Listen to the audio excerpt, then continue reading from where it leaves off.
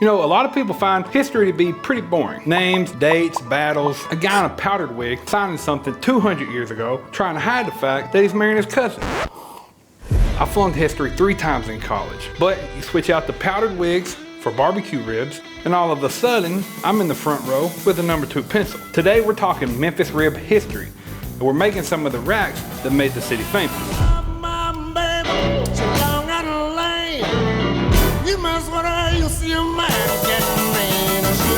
I'm Joe, this is Fork and Denver, the barbecue channel that's going to make you laugh, it's going to make you hungry, and probably shorten your life expectancy. Now, if you like your barbecue with a little bit of bourbon and some inappropriate jokes, hit the subscribe button. Today we're diving into Memphis ribs. I've done the research, I got some Blue Note in hand, which means I'm only a few sips away from misquoting half the research I've done and then making up the other half. We're not just going to be talking about Memphis ribs, we're going to be making some. One of them is going to be tied to 2 Memphis ribs OGs. The other one is what happens when Memphis ribs evolve, kind of like Pokemon, but with more diabetes. Now by the end of this video, Memphians are either going to love me or I'm going to have started a holy war in the comment section. Either way, it's free content. Now if you want the nerdy details, a little bit more context, a little bit more of this, a little bit more of that, just a little bit more, that's what my Patreon's for. You're going to find show notes, recipes, some things that I can't really say on YouTube. The link is below. Think of it like an OnlyFans, except for it's barbecue and less feet pics. You're still going to get some racks, but these are going to have dry rub and sauce on them. Let's go. From brooks and bayous, the waters come, flowing into larger streams, in a headlong rush to the sea. So Memphis isn't Memphis without the Mississippi River. The Mississippi River runs north and south along North America and runs right through Memphis, and it brings with it a lot of goods. You got timber, cotton, all kinds of shit. Now, Memphis also has railroads that run from east and west, and later on there'll be highways, but back in the 1850s to early 1900s, the fact that Memphis was a river port city played a big role in its evolution. Now the railroad and the river and all that didn't just bring goods, it brought people, it brought culture, it brought food, it brought music. And a lot of the families that were migrating to Memphis were black families. They were leaving the rural areas and moving to the city for more opportunity. It is said that around 1900, about half of the city's population was black. But there's no statistical data to back that up, so we'll go with a large portion of the population. See, Memphis was one of the first major southern cities to be conquered by the Union forces. And due to that fact, a lot of your black families during the Civil War and after the Civil War would migrate to the city for more opportunity. The only opportunity they had on the farms were sharecropping, and we know that's not an opportunity. That's pretty much slavery disguised as an opportunity. And it's during this time that you're going to start to see Memphis transform into an epicenter for black culture. And Beale Street in Memphis became the heartbeat of Memphis. Oh, well. You had blues, you had music. Rock and roll would eventually come out of Memphis. And then you had people like W.C. Handy, B.B. King, Howlin' Wolf. A lot of big musicians cut their teeth and made their way through Beale Street. You know, during the day, you would have businesses, like your commercial businesses, your shops, all that shit. Then at night, the blues took over. And you got ribs and barbecue being cooked in the alleyways off Beale Street. Now, it was stated at one time, black folks felt that Beale Street was like another world in Memphis. It was an area where they could feel safe, you know, they could let loose, let their hair down, so to speak, you know, cut a rug, have a good time, drink some bourbon. As soon as they walked over into another street, they're back into white Memphis, and that tension snaps back like a rubber band. After World War II, the city starts cracking down on black folks that don't want to work in an agricultural job. And the way that they do this is to start implementing things like sundown laws. Now, I just want to be clear, Memphis doesn't have an official historical data that says they had a sundown law, but we know how it goes with the Jim Crow era. A lot of laws that wasn't written down. So if you was black, you wasn't allowed out after a certain time of the night, and they started enforcing noise ordinances on people. So nightlife on Beale Street shut down, but it didn't stop them. They took their music, their barbecue, their ribs, and they moved over to West Memphis across the river.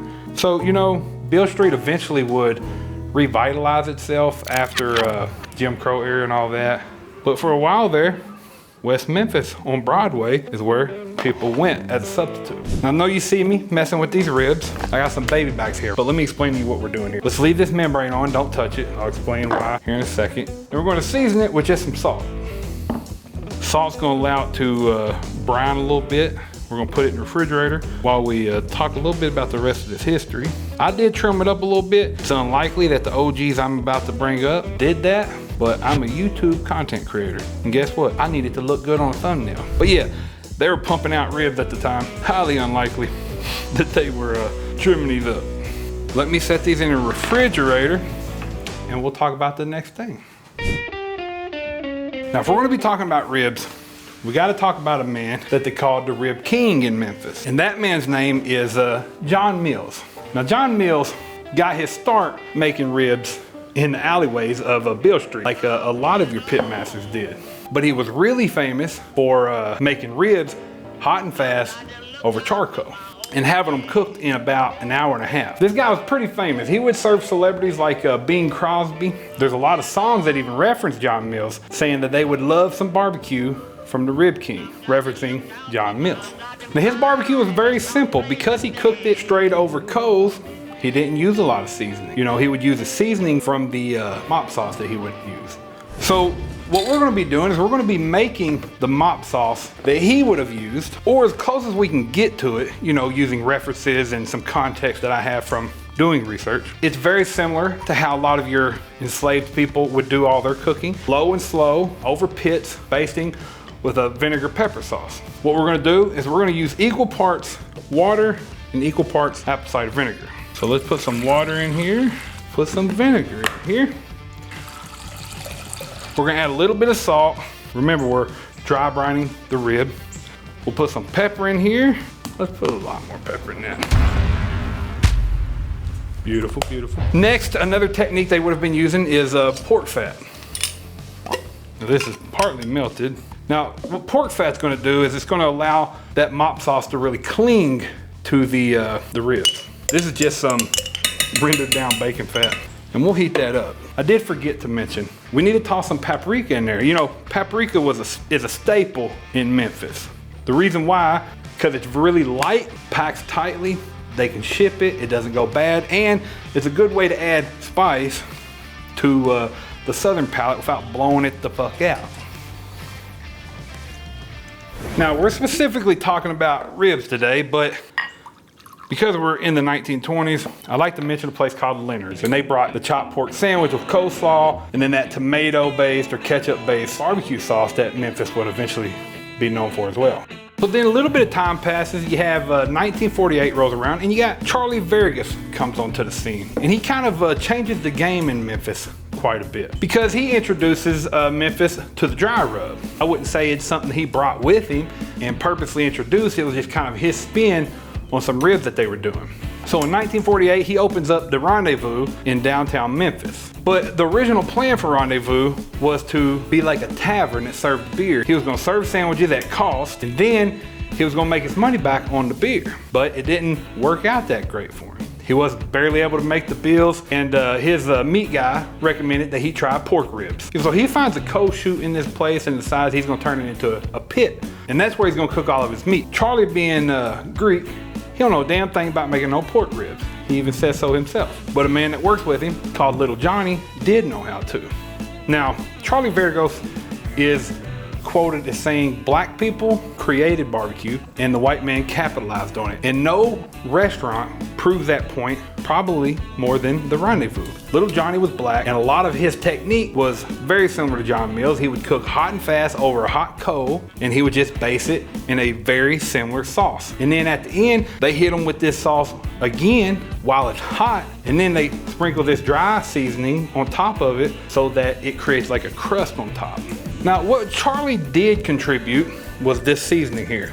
Now, I didn't buy this. You can buy their seasoning from them. I made this, and it's a Greek-inspired seasoning that's very heavy paprika forward. So allspice, coriander, celery seed, mustard seed, all kinds of shit. I'll have the recipe and stuff and a link down below in the description. So this seasoning is a benchmark and plays a huge role in Memphis barbecue. I already know. People locally talk so much shit about the Rendezvous. They don't think that it's the best barbecue in town, which is fine. It probably isn't. It's hot and fast. I ain't never had nothing like it. I'm interested to see, but we can't not make this recipe because it has a lot of John Mills in it, and it's got a lot of Charlie Vergos and Little Johnny in it. We're gonna let this finish heating up, and then we're gonna take those ribs outside, and I'm gonna show you how we're gonna use the Weber Smokey Mountain to cook them just like Little Johnny did and just like John Mills did.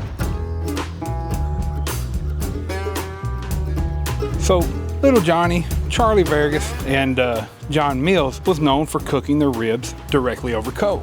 That's why I think the Weber Smokey Mountain is perfect. We could try to use the Weber kettle, but we're a little too close to the fire. We're gonna end up burning the ribs. So with the Weber Smokey Mountain, we can actually take the water pan completely out, and we can cook with coals right underneath of the ribs. So in order to run the smoker, what you need to do is take a whole chimney full of charcoal and toss it in the bottom of the Weber Smokey Mountain. A lot of places in Memphis are using hickory hardwood lump charcoal. I went to Lowe's, picked up a bag that was about 15 pounds, and it felt like I picked up a pillowcase. Fuck that. I'm not paying $30 for 15 pounds of marshmallows. I couldn't do it. So I got some real hickory wood, and I'm gonna burn it down into some charcoal, and I'm gonna use that with my Kingsford. So go ahead and take you a couple pieces, and we're gonna toss that on top of the unlit charcoal. Next, you wanna fill the chimney up with charcoal, light it, and you want it to become completely lit. You want every piece of charcoal in it to be pretty much white. Next, you need to toss the lit charcoal on top of the unlit charcoal and the hardwood. Open up all the bottom vents because we want to leave the cooking chamber off of the bottom for a minute, right? We want to let that fire become completely lit. We want it fully combusted. We want a clean cook. We don't want any smoke coming off of the pieces of wood that was put in there, so just let it burn down. It might take 15-20 minutes. Once your charcoal's good, completely lit, go ahead and put the cooking chamber on. Then you're gonna throw the lid on, make sure the temperature is around 350 to 400. Once you're there, let's throw the ribs on. Now, if you're not using hardwood like me, it won't take as long. So go ahead and take your ribs, toss them on there.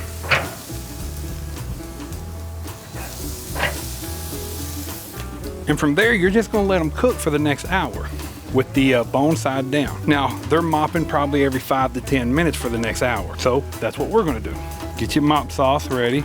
I've already showed you how to make that. And you can go ahead and start tossing it on here. Do that for the next hour, cooking around 400 degrees. At that point, we're gonna toss them, cook them with the bone side up so we can get some color on the meat side. But make sure you're basting and keeping them wet pretty much throughout the whole process. Now we're cooking a little bit higher above the charcoal than they are at the Rendezvous. They're about 18 inches. We're probably 2 feet, maybe a little over 2 feet. So it's taking just a little bit longer, but after an hour of cooking them bone side down, just let them cook until they're finished with the meat side down. Just make sure you keep basting them. Okay, so we're getting to the point where these ribs are about ready to come off. I've been mopping them with the meat side down for about 30 minutes. And you can see a lot of these bones are starting to protrude a little bit. What's really holding them together is that membrane. That's why Vergos and likely John Mills and Little Johnny, they cooked it with the membrane on because they needed it to hold together while cooking it fast. So you can tell if they're done if when you go to pick them up in the middle, they damn near break in half.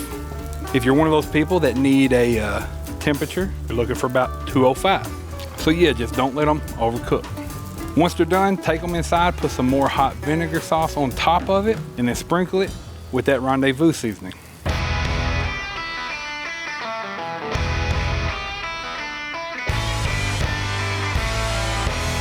Now I'm gonna tell you, this is very different than what I'm used to with smoked ribs.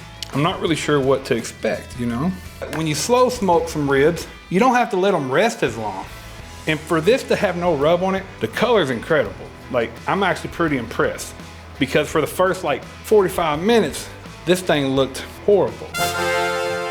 But we prevailed. Now let's give it a try. It looks pretty good. Okay. That's a perfect bite right there. When I say perfect bite, it pulls away perfectly. Doesn't fall off the bone, not even close. which is what they said they like at the Rendezvous. Let me start with what I like about it. The texture. The texture is phenomenal. That little crust on top adds like a nice little crunch. I love the charbroiled taste. Better give it one more go.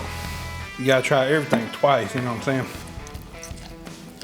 I see all the hate that the Rendezvous gets. I don't get it. That's a good ass rib. But you know what I think it is? The hate is due to the fact that Memphis never really stood still. You know, the blues and music in Memphis evolved. And you know what? So did the rib game. So what I'm thinking is that people try what they got in town now in Memphis, and then they compare this to it. They don't appreciate the history that comes behind this rib. You know, the rib don't taste the same. I think food tastes better when you understand where it came from. Now, you know, we got some new heavy hitters coming in town. And if you let me clean this shit up, we'll talk about it. Well, you heard about love giving sight to the blind. My baby loving cause the sun to shine. My sweet little thing. Okay, so this next set of ribs that we're making, well, they're gonna be influenced by a competition style glazed with a Memphis dry rub. And this is what happens when barbecue ribs evolve in Memphis. Now, a lot of people will have you believe that there is a wet versus dry battle going on in Memphis. Being an outsider, that's what I always thought. And you know, it may be, but all of the research that I did didn't really paint that picture, if I'm gonna be honest. What I did find is that Memphis has layer upon layer upon layer of barbecue history. And honestly, there are so many places in Memphis that I'm not gonna be able to mention. I mean, you got Leonard's in 1922 that introduces a Memphis staple, which is the pulled pork sandwich. If you hear a bunch of pounding in the background, my neighbor is having their roof replaced. So, you also have Culpeper's, which was considered the best barbecue in Memphis for its time, until a robbery and tragedy, you know, fell upon them and they end up shutting the place down. You have Interstate Barbecue, opened by Jim Neely, and it's part of the Neely barbecue dynasty there in Memphis. You also have Payne's Barbecue, also famous for their pulled pork sandwich that's chopped, served with a mustard coleslaw. And you can't forget about Cozy Corner, known for their Cornish hens. And Desiree Robinson, which is the matriarch there, was the first black woman inducted into the Barbecue Hall of Fame. Now that's history. But I was drawn to the story of Brady and Lil's Barbecue, which is now known as the Barbecue Shop. And they're going to inspire this next set of ribs that we're doing. Now, the Barbecue Shop today uses a spare rib cut down to a St. Louis rib. I know this because I called them and I asked them. What I'm doing right now is I am trimming up the rib. Now, these are already cut down to St. Louis, but they're pretty damn ugly. I'm trying to just clean them up to look good for y'all. I like my St. Louis to look really nice. I think one of the benefits of a St. Louis is that it does look better than a baby back. To me, a baby back doesn't actually look as good. I'm gonna leave that membrane on. They might be taking that off in the restaurant, but you know, that would be a lot of labor to do that. So I don't know, I doubt they are. And honestly, when I'm serving these in ribs, you know, single riblets, you're not gonna really notice it. Pretty, right? So this is the seasoning that I made. Now, Barbecue Shop has something called the Dancing Pig. This right here is gonna be the closest thing that you get to the Dancing Pig. I've done my research. There are no recipes online, but I used, you know, the ingredient list that they had. So, very heavy on the paprika. Got some seasoning salt in it. Both of those things are the first two ingredients on the recipe ingredients list. It's got some sugar. It's got garlic, onion, pepper, cayenne, and some ground mustard. What I want to do is season these bad boys evenly. Sometimes when you mix your own rub up, you don't put a caking agent in it, so sometimes you have to push those little clumps out. Not too big of a deal. Covered pretty good. Now in the 1950s, Brady and Lillian Vincent opened up Brady and Lil's Barbecue. Now this is one of the very first black-owned barbecue restaurants that actually gained the support of the white population in Memphis. Now this was due to a few different reasons. The first being that they were doing something a little different on their menu. They were creating things like barbecue spaghetti. Now, being here in Kentucky, that's a new one for me, but it's apparently a hit in Memphis. Now, other than doing some, different types of barbecue, they were very centrally located. So much so that they were able to pull people from across the race line. So white Memphis and black Memphis all supported Brady and Lil's barbecue. In a city where music and barbecue was already mixing cultures, Brady and Lil's became one of those rare spots where even segregation couldn't really fence it in. I think we're good there. What they do at the barbecue shop is they brine them overnight in their seasoning or their rub. Place in the refrigerator. I'm not gonna do it overnight, but we'll do it for a couple hours. So Brady and Lillian Vincent lived above the restaurant and they worked in the restaurant, so it was pretty much their life 24/7. So in 1980, they decide that they're gonna sell it. And they end up selling it to a couple named Frank and Hazel Vernon. What's really cool is Brady ended up staying on with the restaurant for a year, teaching them everything he knew. He taught them literally the ins and outs of the whole restaurant. I mean, what kind of deal is that? Buy a business and they teach you how to run it? You don't find people like that no more. Now, after Brady dies, Frank and Hazel decide to rename the restaurant. And they were gonna go with a Frank and Hazel's barbecue shop. But they ended up going with something a lot simpler, the barbecue shop. So in 1978, Memphis hosts the very first Memphis in May. It was kind of a small ordeal. They had about 28 teams, I think, compete. And they held it in a downtown parking lot in Memphis. And actually the very first winner was a black lady named Bessie Cathy. She was using a makeshift oil drum she had turned into a grill. And funny story, the second year they hosted it in a new location and they decided to host it under a tent. Now, I'm no genius, but you probably got twice as many teams as you had last year. Where's all the goddamn smoke gonna go? Well, turns out they didn't think about it. And they had people falling the fuck out, resuscitating people, dragging them out by their feet. You give them CPR. That's kind of crazy. And in the early days of Memphis in May, you'd have to have a team member stay with the meat overnight before the competition because people would be stealing it. Eventually, Memphis in May would get its shit together and it would become what we know it is today, which is the mecca of barbecue competitions. Now, the reason that I mention Memphis in May is because it played a massive role in the evolution of ribs in Memphis. So now it's got new techniques. Some people are starting to use some glazes, doing more competition style ribs. And that's where this second rib that we're making comes into play. Because this rib was voted in 2017 the best rib in America, by Food Network. And Eric Vernon, which is the son of Frank and Hazel Vernon, contributes it to competition style glaze. And then finishing it with that Memphis flair, which is the dry rub. And that's where this glaze comes into play. Now this is very simple to make and it's very Memphis forward. It's got vinegar, it's got ketchup, it's got hot sauce, it's got salt, pepper, allspice, some cinnamon, some honey, molasses, and corn syrup. Now, Eric Vernon says that what makes this sauce a little different than what they sell in the bottle is that it has some citrus notes. So we went ahead and put an orange in there too. I did half of an orange and juiced it. So I've been simmering it for about 10 minutes. It's got a real nice thick texture to it. We'll put it in here and that'll be enough for quite a few uses. I'm not gonna use all that on 2 sets of ribs. Loosely put this on so it don't fucking explode on us.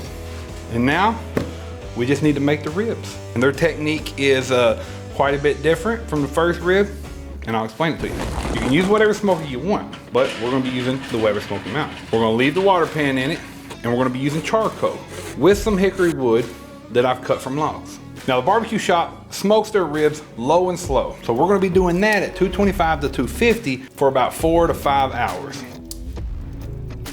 Once you start to see those bones protrude, we can start hitting them with some glaze and crank that temperature up a little bit to about 275 to 300 for 20 minutes to 60 minutes. Depends on how long it takes for your sauce to set up real nice and get tacky. You'll know your ribs are done if they're probing around 205 or if you go to pick up one half and the other half bends over and wants to fall off. At that point, bring it inside and we're gonna dust it with that dry seasoning we made. Again, all of those recipes are in a link in the description. Let me tell you something. That's a damn sexy rib. That's what a rib, to me, is supposed to look like. I have some pretty high hopes for this. I mean, that looks like a damn red candy apple. When I go to make a rib, that's what I want it to look like. Now, the seasoning on top, that's a little different. Let's give her a shot. Also, a rib's done. When you pick it up, it about breaks like that. You can also take it and make it clap. Now that's where it's at. But you want it to almost break if it were to bend. Let's cut us some up here. I love me a good spare rib. Got a nice little smoke ring on it. Weber Smokey Mountain. I mean, look at that bite. That's damn perfect. As far as the flavor, that shit's pretty phenomenal. I love that nice tacky texture. Charlie, you better take a seat, brother. It's right here. This the future of Memphis ribs. That is insane. With that seasoning that I made, it gives it just an extra little bit of punch over the top. Wow. Wow. Those are some of the better ribs that I've had in a long time. Okay, let's give it one more try. Just one more. Just to make sure it wasn't a fluke. Competition barbecue, what they're looking for is a clean bite. Look, look. It don't fall off the bone. When you're at home and you're making it, a lot of people will make it fall off the bone, but let me tell you something. It don't take no skill. You can throw a damn rib in a crock pot and it's gonna fall off the bone. But to get it, to have that nice little bite to it, just to tug enough that it doesn't pull everything off the bone. But if I want it, I could take it off the bone like that. You can still eat it with no damn teeth. I'm thoroughly impressed with this. Everything I made there for that second one, it's all keepers, man. Well, that's a wrap. Ribs, history, bourbon. Hell, I pretty much gave y'all a college credit and I didn't even charge you tuition. I mean, this was Memphis ribs. Present, past, all stuffed in one. And let me tell y'all, this shit's a lot of work. I did research for a month, easily, every day, trying to figure out, what I needed to include. And there's so much shit I didn't get to include. And I'm sure you'll point it out in the comment section. If you liked it, hit subscribe, like the video. Otherwise, leave an angry comment about how your granddaddy invented barbecue. Now, Patreon is where you can go to get all of the recipes, the show notes, and some jokes that is gonna get me demonetized on YouTube faster than you can say, get fucked. I'm Joe, and this is Fork and Embers. And remember, life is too short for bad barbecue and weak bourbon. All right, we're done. Damn, that was a long video.